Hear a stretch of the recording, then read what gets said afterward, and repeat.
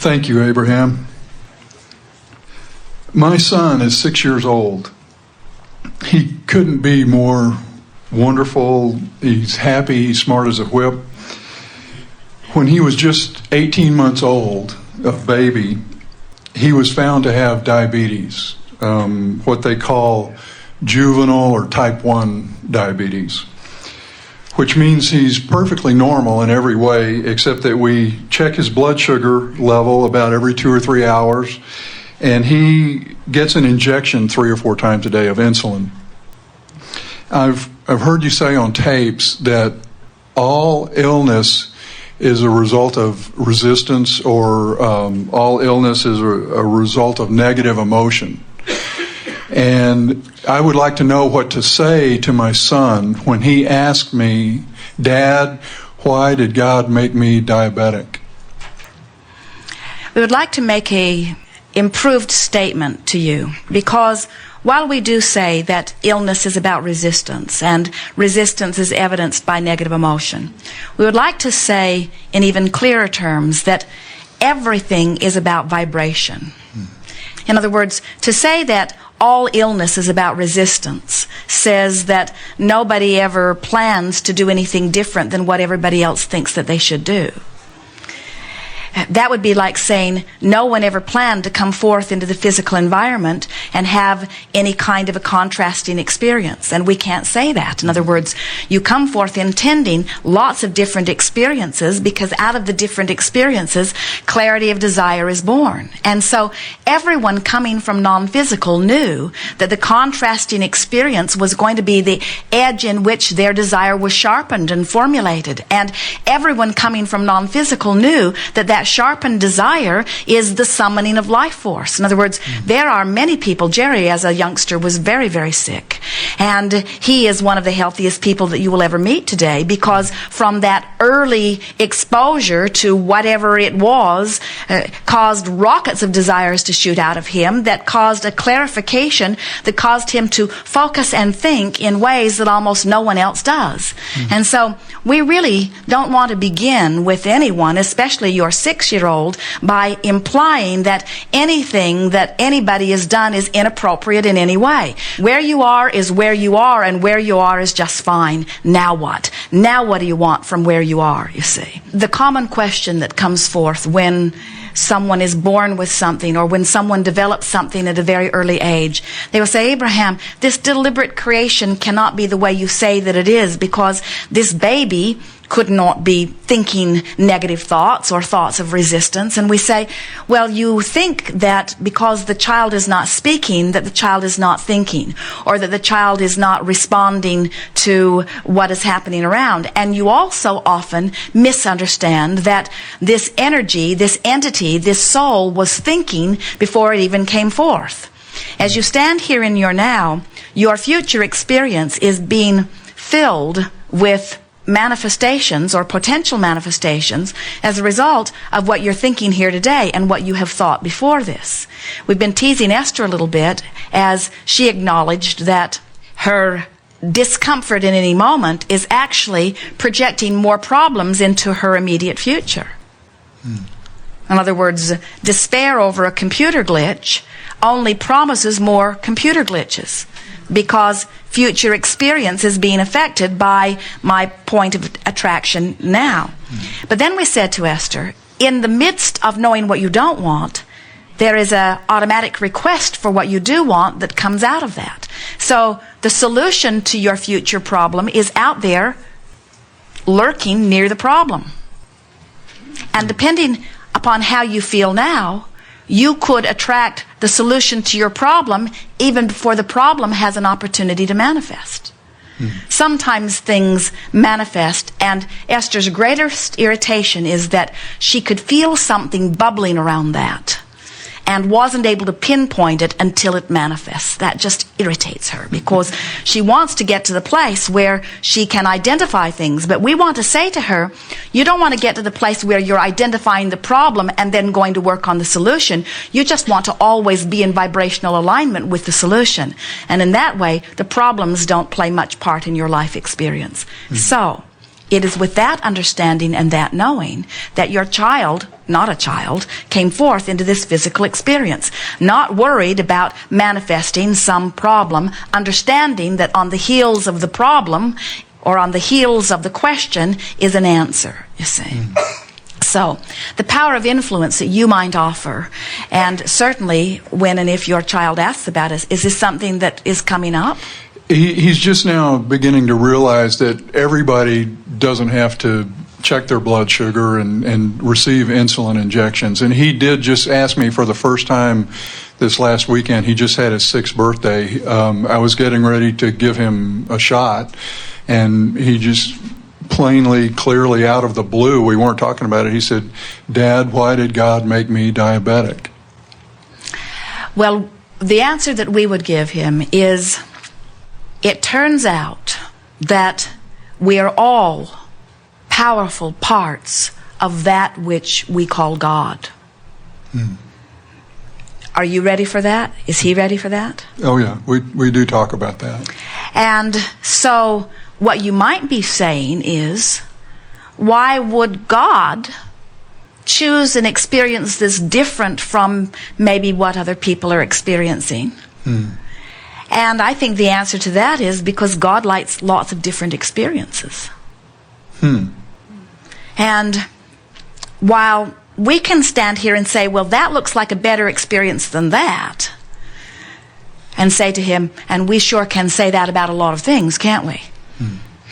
Don't we have a wonderful life? And there are so many wonderful things that we are living in our choices. And so I've decided, you can say to him, that I'm just not going to worry too much about how it is that we are choosing what we're choosing. Instead, I think we should all just make the best of where we are so that we can create the changes that we choose.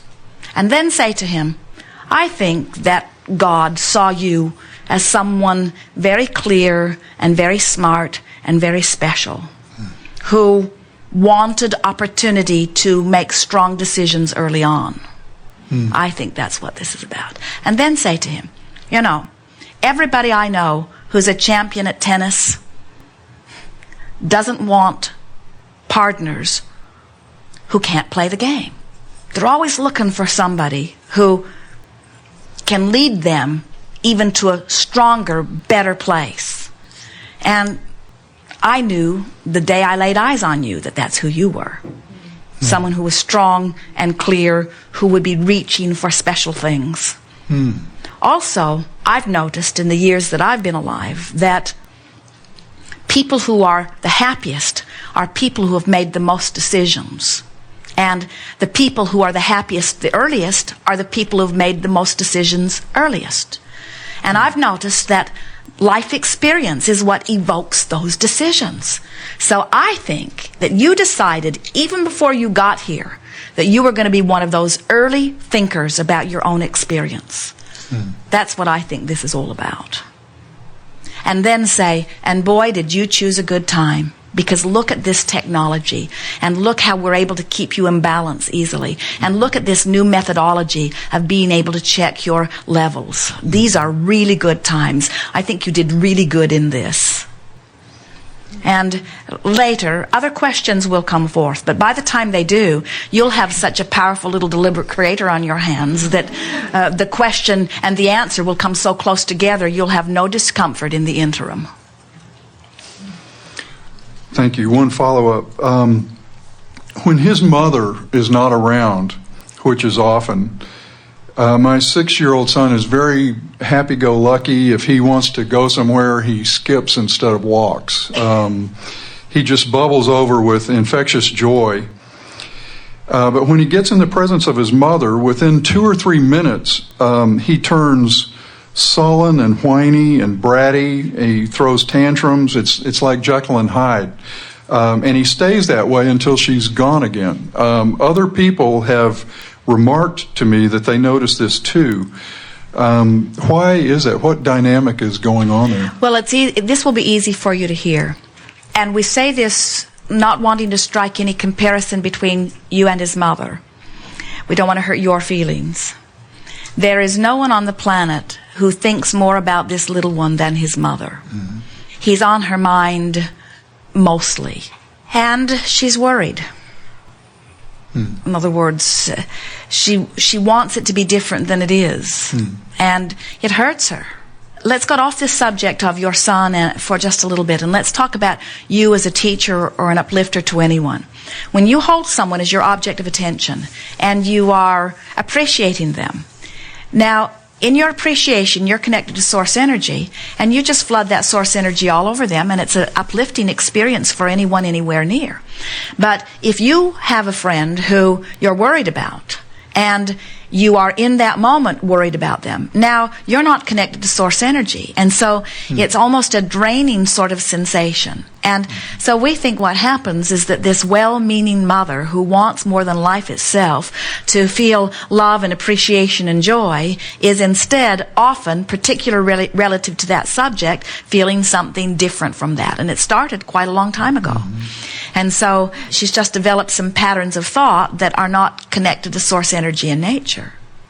So now you can continue the chain of pain as you now focus upon the situation where your son is not as happy with his mother. And so now we're sort of all doing the same thing as we notice that his mother is worried about him. In other words, your little one has many moments that he does not even think about that, about the diabetes, or about what caused it, or about the reason for it, you see.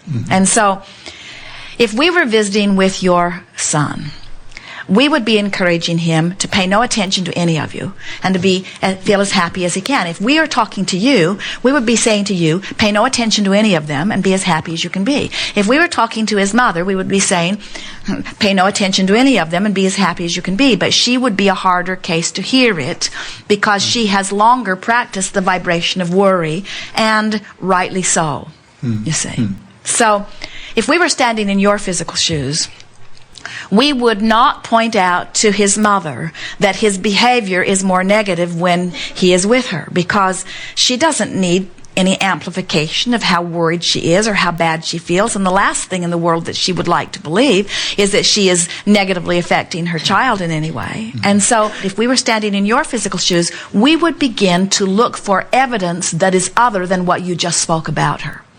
We would look for evidence of their happy times together. And we would try to make that evidence a more active part of our vibration.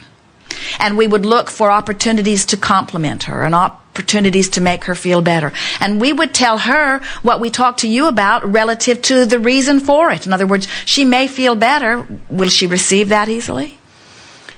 If I present it correctly, at the right time, at the right moment. Perfectly stated, because, nothing is more irritating than to be in a bad place and have some well-meaning person point out to you that you're in a bad place, or worse still, try to cheer you up. In other words, you want to shout at them, I know where I am. And even those who do not understand about the law of attraction and do not understand about their guidance system innately are irritated by someone trying to tell them or make them feel better when they don't, you see.